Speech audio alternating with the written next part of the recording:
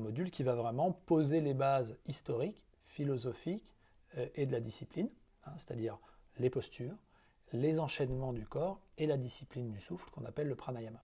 Maintenant, nous, on peut l'utiliser si on veut assouplir telle ou telle structure, renforcer telle ou telle structure, libérer des contraintes mécaniques. Évidemment, c'est très pertinent. Et c'est avant tout l'occasion de proposer aux gens une façon de s'appréhender. En individuel, l'idée, c'est de pouvoir compléter avec des exercices en parallèle de notre thérapie manuelle, de pouvoir proposer aux patients de venir pérenniser un peu les effets de la séance avec des pratiques spécifiques qui vont aller dans le sens qu'on a choisi. Donc l'idée, c'est d'autonomiser un peu les gens. C'est de proposer voilà, une pratique, une routine, des exercices spécifiques qui vont permettre aux patients de se prendre un peu en charge. Donc ça, c'est pour le côté individuel. Donc il est à la fois préventif et puis aussi thérapeutique. Et puis pouvoir proposer une gymnastique médicale qui est inspirée des principes du yoga et de ces pratiques qui sont extrêmement riches en fait. On a énormément de choses, que ce soit au niveau postural, au niveau respiratoire, au niveau relaxation. L'idée, c'est de pouvoir proposer à des petits groupes, soit parce que des gens vont, je dirais, manifester des possibilités communes, ou alors qui vont être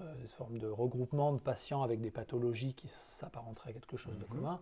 Je pense par exemple aux scolioses ou aux lombalgiques, voilà, et en adaptant ça à la personne, ce qui est extrêmement facile à faire au cabinet, surtout sur ces patients qu'on connaît bien.